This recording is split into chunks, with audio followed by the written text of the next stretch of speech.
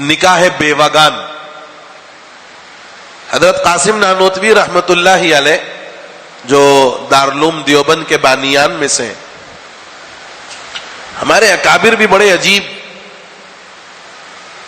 سنت کے عامل اور لما تقولون ما لا تفعلون کے مصداق نہیں تھے، بلکہ جو بولتے تھے پہلے اس پر عامل ہوتے تھے.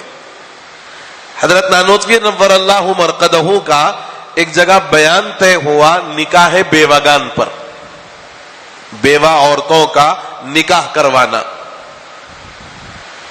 اس پر جب ان کا بیان طے ہوا تو ان کے گھر ان کی بہن تھی جو بیوہ تھی اور ان کا نکاح نہیں ہوا، تو حضرت نانوتوی نے پہلے اپنی بہن کا نکاح کروایا، اس کے بعد جا کر نکاح بیوگان پر بیان فرمایا. پہلے نکاح کروایا کہ میں جا کر جو بات کہوں تو اس بات کے کہنے میں اثر پیدا ہو، اس لیے پہلے اپنی بہن کا نکاح کروایا، اس کے بعد جا کر کے اس عنوان پر بیان کیا. اگر مان لیجئے کہ قدرت نے ہم میں سے ہر ایک کی اجل طے کر دی ہے، کتنا جیے گا، کب مرے گا، کتنا رزق ملے گا، نیک ہوگا کہ بد ہوگا، یہ ساری چیزیں پہلے سے طے ہے. اگر کسی کی عمر 30 سال 32 سال 35 سال اتنی مقدر تھی، وہ اپنی زندگی جیا اور نکاح کیا تھا، اس کی کچھ زندگی نکاح کی گزری، اب اس کے بعد اس کا انتقال ہو گیا کسی بیماری کی وجہ سے، کسی حادثے کی وجہ سے، کسی اور وجہ سے، طبعی موت جو اللہ کو منظور تھا اس انداز سے وہ دنیا سے رخصت ہو گیا. اب جو اس کی بیوہ ہے، اس کے لیے اسلام کا کیا نظام ہے؟ اس کے لیے کوئی حل ہے ہمارے پاس؟ اسلامی معاشرے میں کوئی حل ہے اس کا؟ بیوہ ہو جائے، اگر سسرال والے اچھے ہیں تو وہ رکھیں گے اپنے پاس، اور اگر سسرال والے اچھے نہیں ہیں تو وہ نکال دیں گے، اس کو رائٹ کر دیں گے، گیٹ آؤٹ کر دیں گے. اب وہ جائے گی، جب تک ماں باپ ہیں تو ماں باپ کے ساتھ رہے گی، ماں باپ اگر چلے جائیں تو بھائیوں کے ساتھ اس کی زندگی گزرے گی، اور بھائیوں کے ساتھ وہ اکیلا نہیں ہوتا، اس کی اپنی فیملی ہوتی ہے. میں آپ کو بہت صاف الفاظ میں یہ بات کہوں کہ بہت سارے گھرانوں میں بیوہ بہنوں کا حال اس گھر کی نوکرانی سے زیادہ کچھ اور نہیں ہے. اس کو بھی ہے کہ میں بھی اپنی زندگی عزت کے ساتھ گزاروں، لیکن ہمارے پاس نکاح بیوگان کا رواج بالکل ختم ہے، تصور بھی نہیں ہے. قرآن کیا کہتا ہے؟ فَانْكِحُوا مَا طَابَ لَكُم مِّنَ النِّسَاءِ مَثْنَىٰ وَثُلَاثَ وَرُبَاعَ وَإِنْ خِفْتُمْ أَلَّا تَعْدِلُوا فَوَاحِدَةً أَوْ مَا مَلَكَتْ أَيْمَانُكُمْ. اس آیت کے تحت میں عربی کے ایک محقق نے لکھا ہے کہ نکاح دو طرح کا ہوتا ہے، زواج الخائف، زواج الاصل. زواج الخائف، زواج شادی کو کہتے ہیں، خائف ڈرنے والا. زواج الخائف وہ ہے جو ایک پر اکتفا کر کے خاموش ہو جائے. کیوں؟ قرآن کیا کہہ رہا ہے؟ فَإِنْ خِفْتُمْ أَلَّا تَعْدِلُوا فَوَاحِدًا. اگر تمہیں اندیشہ ہے کہ تم عدل نہیں کر پاؤ گے تو ایک پر اکتفا کر لو. لیکن قرآن نے بیان جو شروع کیا ہے فَانْكِحُوا مَا طَابَ لَكُم مِّنَ النِّسَاءِ مَثْنَىٰ، سب سے پہلے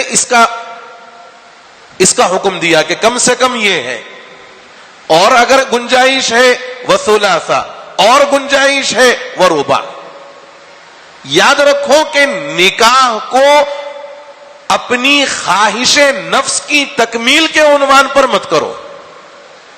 اگر دوسرا کر رہے ہو، تیسرا کر رہے ہو، خواہش نفس کی تکمیل کی بنیاد پر مت کرو، بلکہ اس عنوان پر کرو کہ اللہ نے مجھے صاحب استطاعت بنایا، گنجائش دی ہے، میں کسی کے لیے محافظ بن سکتا ہوں، کسی کے لیے سہارا بن سکتا ہوں، اور اس کے ساتھ وہ تمام کام کروں گا جو اپنے پہلے گھر والوں کے ساتھ کر رہا ہوں، عدل کے ساتھ.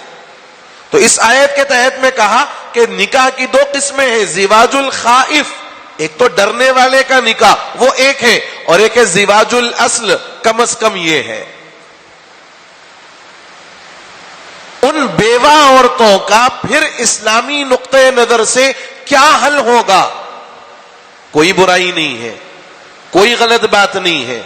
اگر اپنے اندر استطاعت محسوس کر رہے اور عدل کو قائم رکھ سکتے ہیں تو ضرور اس چیز کو آگے بڑھانے کی ضرورت ہے، ضرور اس چیز کو آگے بڑھانے کی ضرورت ہے۔ اور یہ عائلی نظام کا ایک بڑا بنیادی حصہ ہے، اس لیے کہ بہت ساری وہ عورتیں جن کے شوہروں کا انتقال ہو گیا، میں بڑی اچھائی سے اس بات کو جانتا ہوں اور میرے علم میں یہ بات ہے کہ وہ بیوہ عورتیں اپنے بچوں کے روزی روٹی کے انتظام کے لیے جب کسی جگہ کام پر گئیں تو ان کا تعلق کسی غیر مسلم سے ہوا، ایمان کو چھوڑ کر اس غیر مسلم سے اپنی زندگی گزارنے کو تیار ہو گئی، اس لیے کہ اس کو چاہیے کیا؟